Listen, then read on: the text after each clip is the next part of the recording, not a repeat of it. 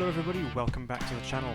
Today we're doing something very special indeed. We are going to be throwing the clock back to Live for Speed. Now this game has been around for millions of years, but is it still going strong today in 2021? Does it still stack up in terms of the driving experience? Well, let's go and find out. Okay, what a throwback this is. This is the title screen for Live for Speed. Those who have played the title will obviously know and love this particular screen and know it very well. Worth mentioning at this point that Live for Speed has only been worked on by three guys. We've got Scowen Roberts, Eric Bailey and Victor van Vladingen.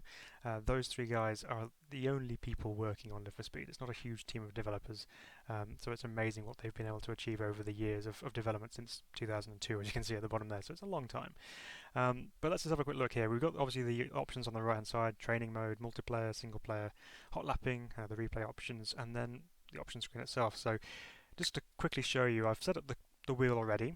There's quite a lot of options you can play around with here in this setting, and at first glance it looks quite daunting and overwhelming because you've got so many things to look at, but really it's quite straightforward. You've got your available axes down the side here. We've got our controllers all selected at the top, and then it's just a case of just clicking the thing you want to map, so whether it's the steering, the throttle, the brake, etc., and then finding the relevant axis on the side here, and then clicking the axis that you want, because you can see the inputs on the right hand side here.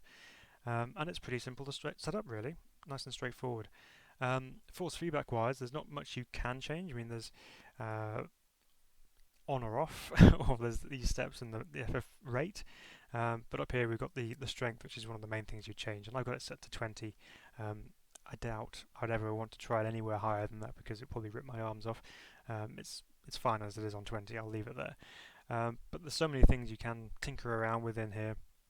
And one of the things I really love actually is this, where you can actually change the name of the AI drivers, so you can set them to whatever names you want, whether it be real life drivers or just comical names that you just want to overtake and beat on the track. So loads of things you can just delve into.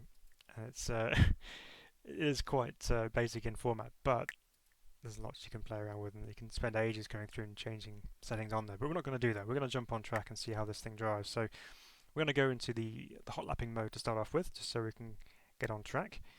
So here we go then. We've got the car at the top here. Now, worth mentioning that Live for Speed, most of the cars in here are not real life cars. So we click on the car button down here, and this is our list of cars that are available to us. So you have this thing which looks similar to a Mini, you have various saloon type setups, that looks like a Celica GT4, you have Caterham Westfield lookalikes, Ferrari, Porsche lookalikes and things, then a selection of race cars as well, a Formula Student type car which is quite cool on the autocross circuits. Then you have two officially licensed cars. You have the Formula BMW, which used to run in a single make championship back in the day, and the BMW Sauber from 2006 as well. And I know a lot of you are going to be disappointed, but no, there is no VW Scirocco on here, and it's not out yet, so I'm sorry, but we're going to have to wait a little bit longer for that one. But lots of interesting different cars to choose from, and all drive in their own very unique manner, so looking forward to doing some of that. So we're going to ease ourselves in a little bit. If you're in demo mode, you only get access to these three cars, and then you can get access to the rest with the different licenses that you can buy. It's like DLC packs essentially. So let's take our chances here with this XR GT. This is a very basic Mitsubishi Starion looking type car. You can choose various preset liveries, which you can also change, and you can do your own colours as well, which is pretty cool. Setups options over here, you got either hard track or rallycross mode. We'll do a bit of rallycross later for fun, I reckon. But the good thing about this is where you change all the setups on it, and you can change quite a lot of stuff. Suspension, braking, steering, gearbox, tyres. You can even add passengers if you want to. Or I have to get a new setup, but yeah, you can add passengers in there, and you can see how the car reacts. So if you wanted to soften the suspension up and you thought, well, it's too stiff, let's soften it up, you can make your changes, and then you can hit this drop button here, and you can see how it reacts when it's dropped from a height, so you can see what the suspension changes are doing, which is really cool. Another neat little trick is if you push the F button, you get to see this view, which shows all the forces which are acting on the car's tyres. So if you wanted to increase weight transition over the rear axle or the front axle, you can make the changes and then see how it affects on there, which is really, really neat. So we've got our car selected. Let's go with the hard track option. Then we come down to our tracks. So again, limited number of tracks available in terms of locations. There is Rockingham Motor Speedway, which I don't have, so we're not going to be running that, but that is an actual laser scan version of Rockingham Motor Speedway, which is no longer actually, which is quite sad. But most people will know the Blackwood circuit, so we're going to go with that first. The great thing about the tracks here on Live for Speed is that you can actually, you've got various different layouts, but you also have these X or Y versions. You can have the reverse version of the actual circuit, but these X or Y versions basically open up as a completely free roam area where you can just drive around. So that's really, really cool. So we're going to go on the GP track first, and we'll load in. So, and there we are. The loading time was just non-existent. We're on track. Okay, let's take this car for a drive and see what it's like. The first thing you will notice when driving this car, or any other cars on Live for Speed, is the sounds aren't exactly up to, say, race room standards or rFactor 2 standards or any factor standards, to be honest. So, but they are what they are, and they do the job, and it's fine. But so far, driving this thing around, I've only done 2 corners, and I can already feel that the weight of the car is really easy to feel through the feedback. It's actually quite impressive how good the force feedback is. Down to the first hairpin here. Now this has had an update in terms of textures since the last time I drove it, so we've got some nice looking textures going on. But for a 2002 era game, it really doesn't look bad, does it? I mean, look at it. It's nicely textured. You got 3D grass going on, and it doesn't look that dated. It's quite incredible, really, how good it looks. It's obviously running at a nice 100 frames per second up on the top there. So down this long straight, hit the brakes, car dips under braking, get it turned in. And again, you can really feel the weight transition. Now, what I love about Live for Speed is it always had this really nice feeling tyre model, which was always really communicative. You could actually feel what was going on. So if the car was going sideways, you could really hold it on that limit and slide it through the corner, just like you would expect a regular tyre to do. And obviously this is a road car essentially, but at the same time you can chuck it into a corner and it drives really nicely. It's really, really good. You know what? I'm really impressed how good this still feels. If you haven't tried Live for Speed, you need to give it a go, because one, it's part of sim racing history, and two, it's just got brilliant driving dynamics. So even through there, the car's going sideways, but the force feedback is still really, really good. It's letting me know where the limit of the grip is and what's happening when the weight shifts around as well. So it's just so cool. And you know what's also amazing is that before going on and recording this video, I had a look on Live for Speed World, which is their kind of reporting website where you can keep track of everything from race results and world records, all that kind of stuff. And it tells you how many people were online at this given point. And when I went into this, there were 195 people still online racing this title, which isn't a lot in sim racing standards, I suppose, but at the same time, there's still people online racing Live for Speed, and that's just, if anything, a testament of just how good this title still is.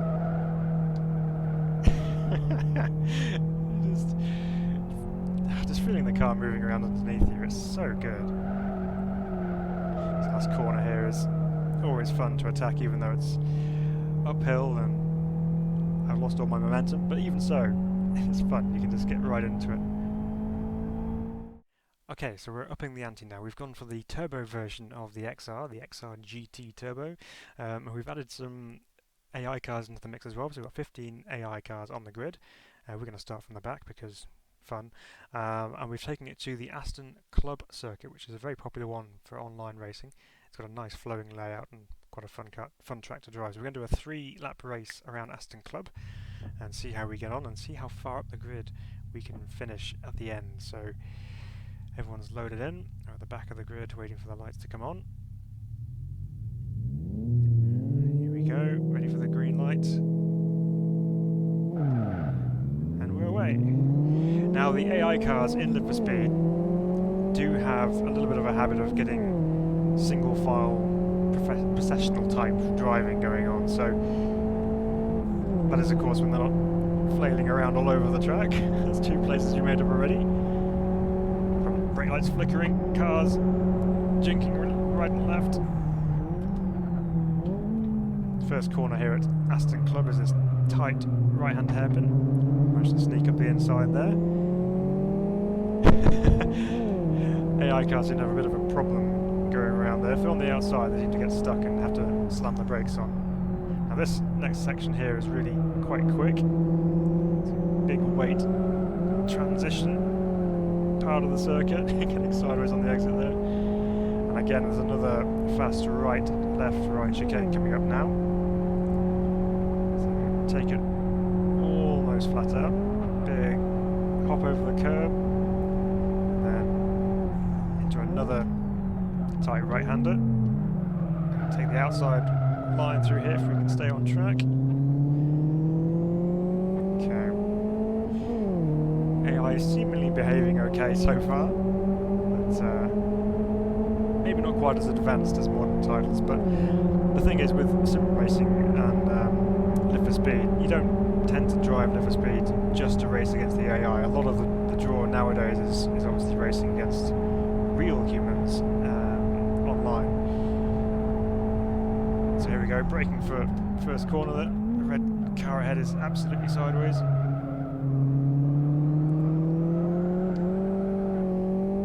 Comes around on the power out of there. Up to our quick left right, bit of a dab of brakes.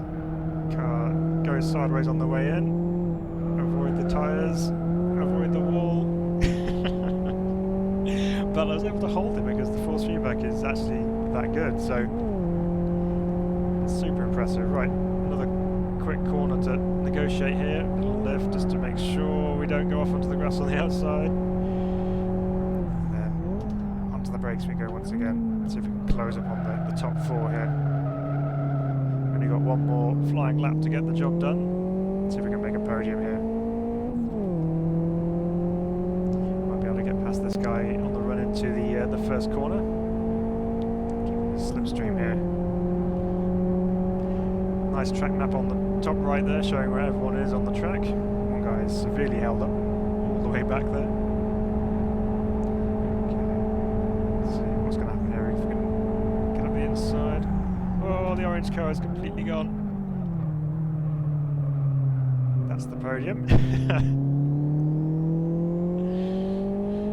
Okay, can we make one more before the end? We've not got many corners to go. It also reports, you can see on the top left there, it's reporting who sets the fastest lap as well. So apparently the AI set the fastest lap on that last time around. You can really feel the weight of the car, which I've mentioned before, but it really does make it nice to try and control. Okay, here we go.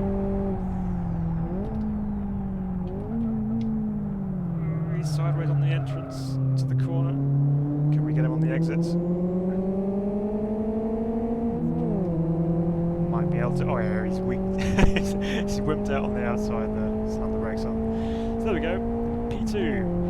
Not too bad. I mean, the AI don't exactly cover themselves with glory, but you know, you can at least have a bit of fun with them.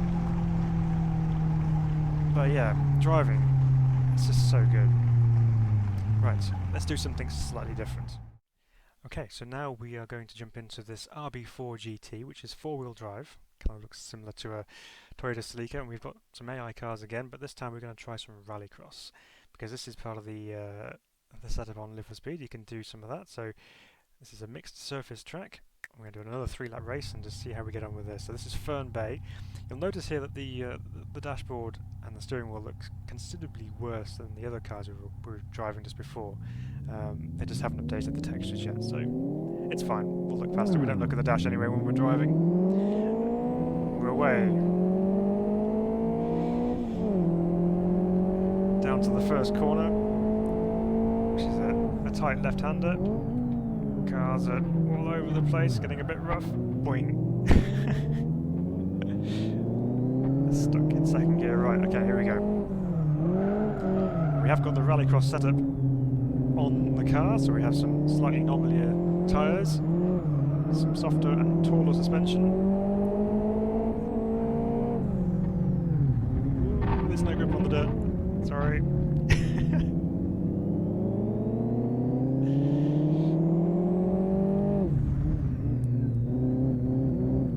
So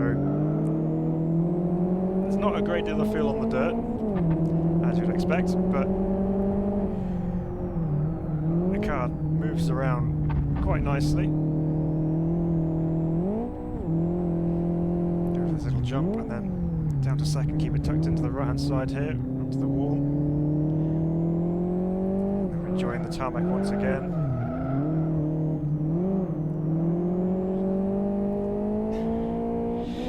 Flat out through this next section here.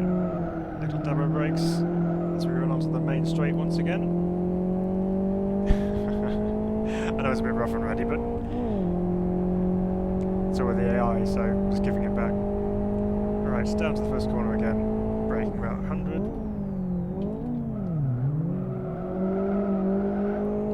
Not too badly into there. Get the car slowed down. First part of the corners on tarmac, and then we get onto the dirt.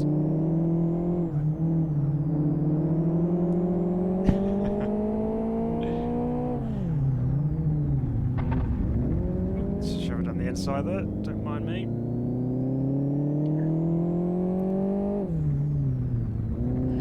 Get the rear moving around a little bit.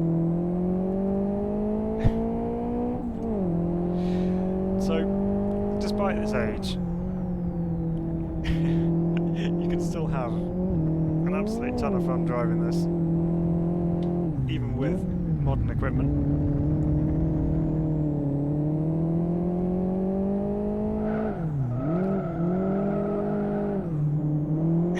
Power understeers, we're trying to get the power out of there. Again, little demo brakes, get the car rotated. Oh, there's a curb on the outside there.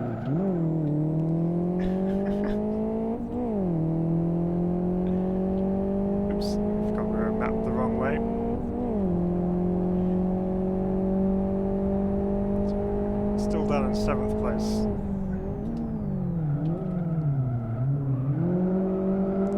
Almost went for the dive bomb into there. I'm going to go for here though. I'm going to fight it.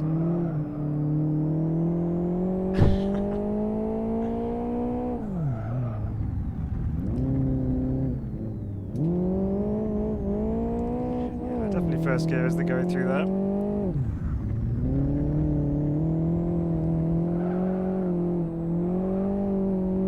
The other great thing about this particular title is there was a period where I didn't have a wheel and pedals to use, and Live for Speed was the only title I could properly enjoy without them, because you could combine the keyboard, obviously, with the mouse, so you could actually drive, well, you could actually steer using the mouse, which made it quite accurate in a way. Quite smooth with the mouse and just emulate regular steering, so I'm still able to compete online using keyboard and mouse, and there's still people who do set incredible lap times using keyboard and mouse on Live for Speed, so it's really, really cool. It makes it a lot more accessible for everyone, even those who don't have an actual steering wheel, which, you know, is a good win in my book. So there we go, that's some rallycross. What else can we do? Okay, so now we have jumped in the Caterham-y, Westfield-y type thing, and we're at the West Hill circuit, but we're not actually going to drive the circuit. Not because the circuit's not any good, but we're actually on the free roam mode, which means we can go wherever we like. So we're going to just go the wrong way into pit lane here, and then I'm not going to bother with the garage, I'm just going to go this way. Join this road here, and here we are. So we're just out in the middle of the map somewhere. I'm going to carry on up this way and see what we can find. This is the great thing about Live for Speed. So you've got not just the circuits that you can drive around. Go around here maybe, but you know you can just go and explore. There's so many times when you go into a race sim when all you can do is you can go from pit lane to the track and back to pit lane again, or along the stage, or whatever it might be. But with this, you can actually go off and just see the whole map. So you've got toilet blocks on the left there, pedestrian crossings, signposts showing you your way around. So if you wanted to, you could read the signposts and just basically navigate your way around the entire facility. You even get reverb through the tunnel. I mean, how cool is that? Right. The other great thing about this is that it can be quite useful if you've got someone in the house who's learning to drive. So, not that there's any traffic to worry about here, but you can practice going through junctions and maintaining speed and indicating, etc. I'm not going to go that way because that's the edge of the track, so we're going to jump over here. But it's just so cool. It just adds another element to the title, which makes it unique and interesting. So we've got a hotel on the right hand side here, which looks very nice and things. So he's going to turn up in front of the hotel like you would do, just to announce that you've arrived. He's going to go through the car park like an absolute loon.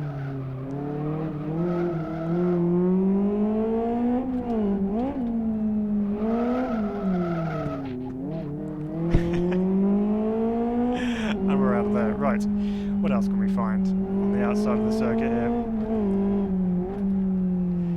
So we keep following this road around here, looking at the map. We go back towards the pit complex.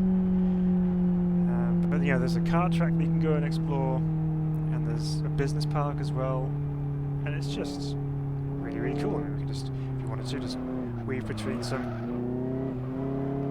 flower planters. Do a slalom test. Or just cut across the grass like this. And then you can come down here, and then you've got a rather inviting roundabout to play with.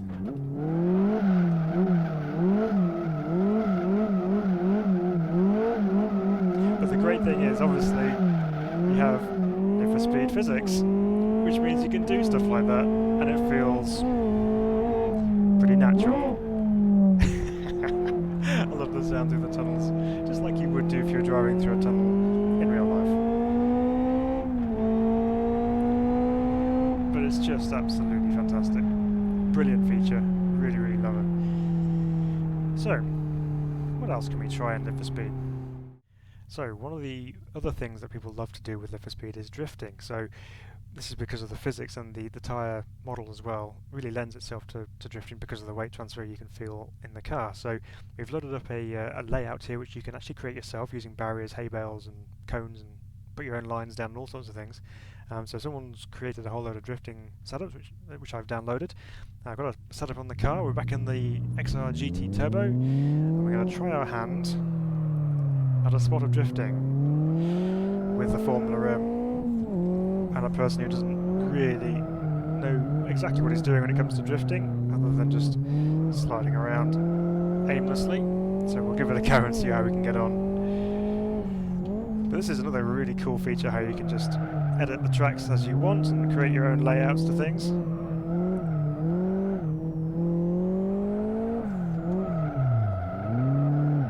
Oh no, there's a first spin. Let's turn that around again. Right, let's try again. Of course, we haven't got a handbrake to initiate some of these slides, so we're just having to rely on throttle and weight transition and a bit of brake going on as well.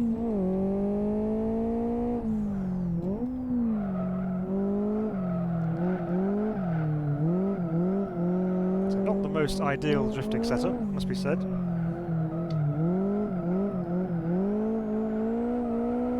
There we go, it's a bit better.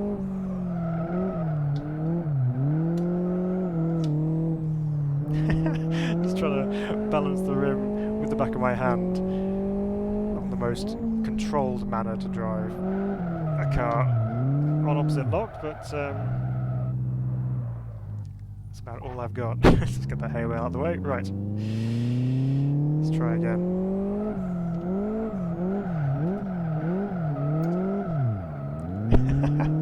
I'm not a drifter, I really am not.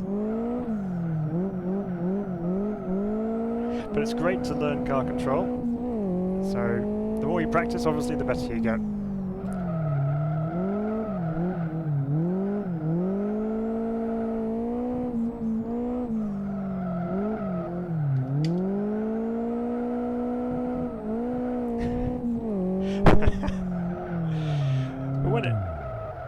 So when it gets together and it actually works, it's very rewarding, but a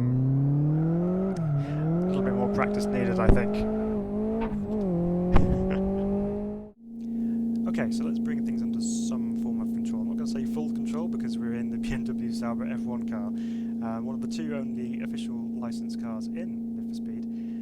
So let's see what this is like to drive on track. This is a bit different from what we're used to. We have improved tyres, lots of downforce, and a rather familiar engine sound, albeit turned up a notch in terms of revs.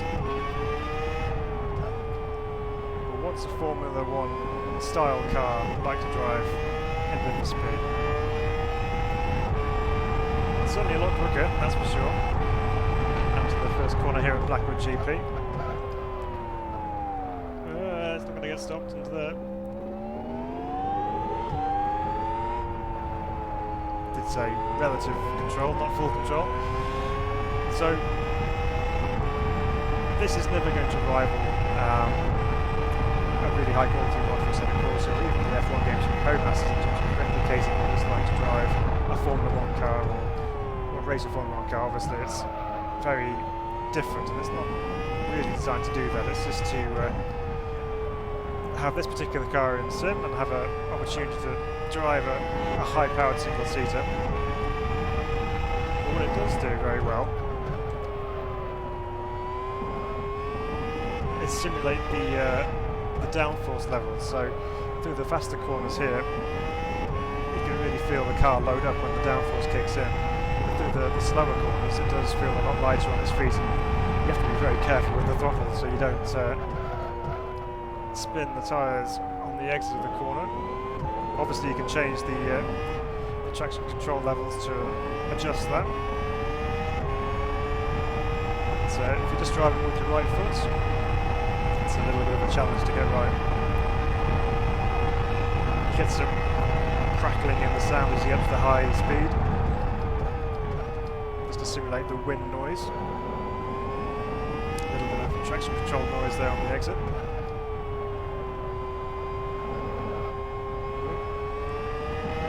Get away from you there.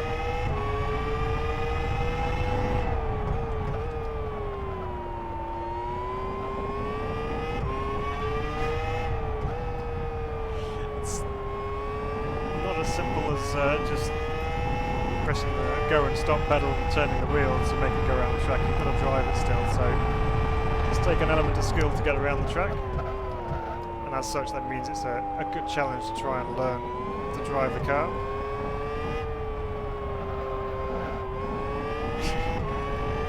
Move around quite a bit though for a downforce car, I will give it that. But interesting to drive nonetheless. So let's give our final closing thoughts on Need for Speed in 2021 and whether you should give it a go. Well, I'm just going to put it out there and say yes, you really should give this a go. Yes, I know that it's nearly 20 years old, but really, although it may look at it compared to some of the other titles out there, it still feels like it's at the top of its game in terms of physics and drivability.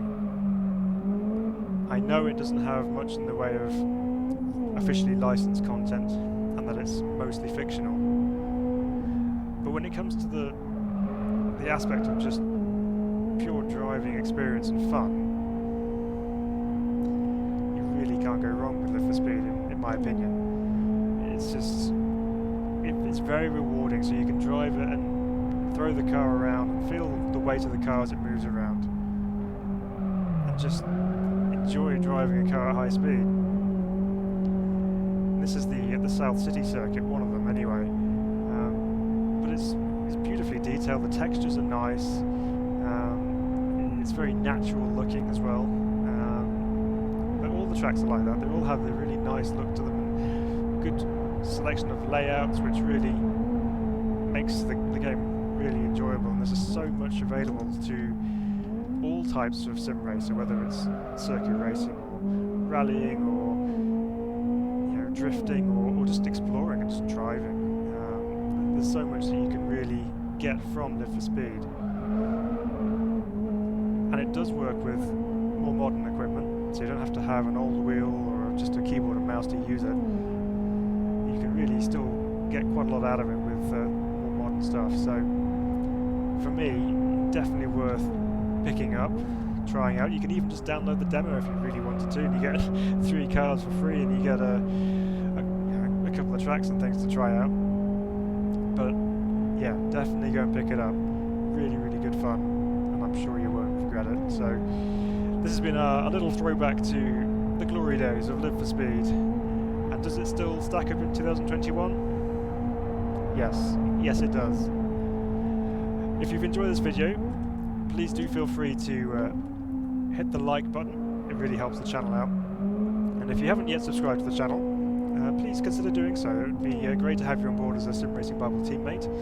And with that, obviously you get a weekly stream every Saturday evening, as well as other videos like this that we're going to throw out there. But we have fun with our sim racing, and we hope you have fun too.